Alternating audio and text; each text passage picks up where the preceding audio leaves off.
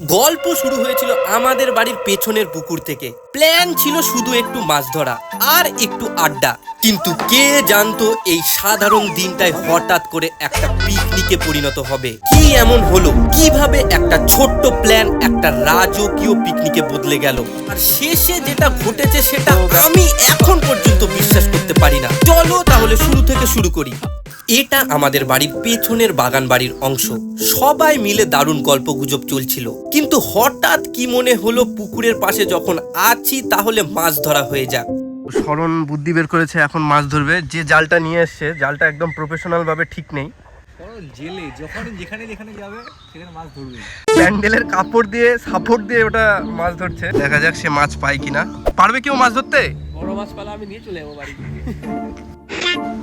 এ দারুণ দারুণ সাপ উঠবে গেছে। কিরে সরণ, পাইছিস রে? চিতল পাইছিস? শরণ এই দিক আয়, এই দিক ধর। একটু বিপদ দেখা দিয়েছে, ওখানে বলে সাপ দেখা দিয়েছে। আর এদিকে একটা দে, একটা মাছ। আরে মাছ উঠছে রে, ছোট মাছ দেখ। এই যে সুতাটা দেখো, সুতাটাকে দেখায়। সুতাটা প্যান্ডেলের কাপড় দিয়ে সুতা। এই জালের অবস্থা দেখলে এতে মাছ ধরা একটু অসম্ভবই ব্যাপার। সেই জন্য প্ল্যান করা হলো মাছ ধরা ক্যান্সেল। আমরা খাবো এখন ভুট্টা, কিন্তু এখানেও একটা টুইস্ট। আমরা ঠিক করলাম ভুট্টাটা পুড়িয়ে খাবো। তার জন্য একটা ছোট্ট সেটআপ করা চলছে। আরে নাই নাই, এখানে নাই।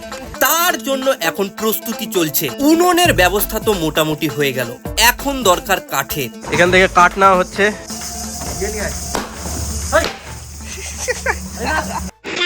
আরে মাঝখান দিয়ে বাড়ি মার না, শরণ ভাঙে যাবে তো।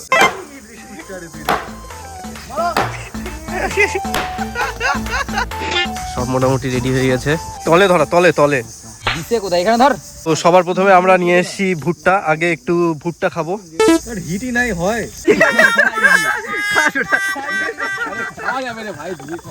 আমাদের লেবু গাছ আছে, কিন্তু লেবু ধরেনি, সেই জন্য অরিন্দম নিয়ে এসেছে লেবুর পাতা।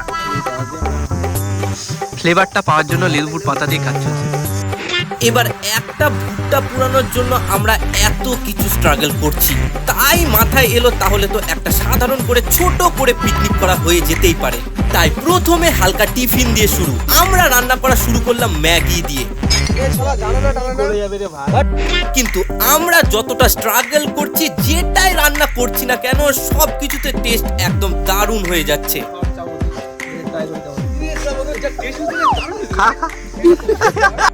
একদম সেরার সেরা রান্না। এখন খাসি পাওয়া যাচ্ছে না, কারো যদি খাসি থাকে প্লিজ কন্ট্যাক্ট করুন আমাদেরকে। তো বন্ধুরা ফুলফিল চেষ্টা করছে মাংস খোঁজার, আর আমরা এখানে অপেক্ষা করছি। এখন এই দুপুরে মাংস পাওয়া একটু চাপেরই ব্যাপার। ব্যাপারটা হলো মাংস পাওয়া যায়নি, সেই জন্য পিকনিকটা আর হলো না। এখানে আর পিকনিকটা হলো না। সেই জন্য রেডিমেড মাংস খেতে চলে এলাম। রান্নাটা করলেন নাকি? এটা পিকনিকের রান্না আমি এক্ষুনি করে খাচ্ছি। সকাল থেকে রান্না করে করে মানে আমি অসুস্থ হয়ে গেলাম। কেমন লাগছে বন্ধু? পিকনিকটা কেমন লাগছে? আমার দেখে এত সুন্দর পিকনিক খাইনি। ক্লাবের পক্ষ থেকে একটা সাকসেসফুল পিকনিক হয়েছে আজকে। আমার ভালোই করেছে, মোটামুটি খারাপ না, সবাই খারাপ বলেনি। তবে হ্যাঁ, ওখানে আমাদের হয়নি একটাই কারণ, সেটা হচ্ছে আমরা পুরো মাংস পাইনি, কিন্তু মাংসটা রান্না করেই আমরা এখানে একদম ক্লাবের পক্ষ থেকে সাকসেসফুল রান্না। এখন আপাতত স্মার্ট পয়েন্টে এসেছি। এখানে আসার কারণটা হলো আমাদের 3 নম্বর পিকনিক, সেটা আবার রাতে হবে, তার জন্য থালাটা নিয়ে নিচ্ছি। তো ব্যাপারটা হলো আমাদের যে পিকনিক করছি ওই জায়গাটায় খুব মশা, তার জন্য আমরা একটা প্রস্তুতি নিয়ে নিয়েছি। এই হিট, এগুলো আমরা শপিং করলাম। শেষমেশ বুঝলাম প্ল্যান যতই বড় হোক না কেন, আসল আনন্দটা লুকিয়ে থাকে এই ছোট ছোট মুহূর্তগুলোর মধ্যেই। এগুলোই একটা দিনকে স্মরণীয় করে তোলার জন্য যথেষ্ট। এইরকম আরো সত্যি গল্পের সাথে থাকতে আমাদের এই ছোট্ট পরিবারের অংশ হয়ে যাও।